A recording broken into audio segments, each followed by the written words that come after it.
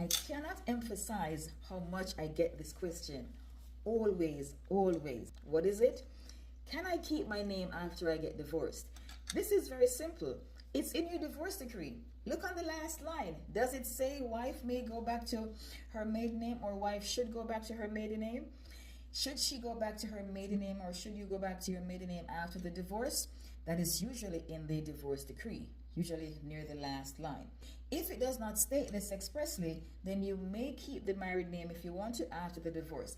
Many women do, as I've said in my previous videos, because they have kids in the marriage and the kids have the last name and they want to have the same name as their kids. But if it doesn't specify, you may keep it. I've been divorced for 13 years. I still use my husband's name of Williams. I don't plan on giving it up anytime soon. If I get remarried, I don't know if I will change my name, because that just complicates all of the documents that I have.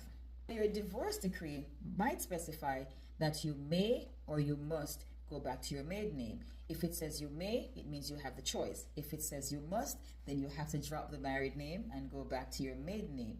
But everybody asks me this, and whenever they ask me, they always say, well, I want to go back to my right name or my real name or my original name. And that is why I asked the question about what is a woman's name before marriage. Maiden name. You may keep your married name after the divorce, or you may go back to your maiden name. I'm Gail of 876 Documents. Thanks for watching.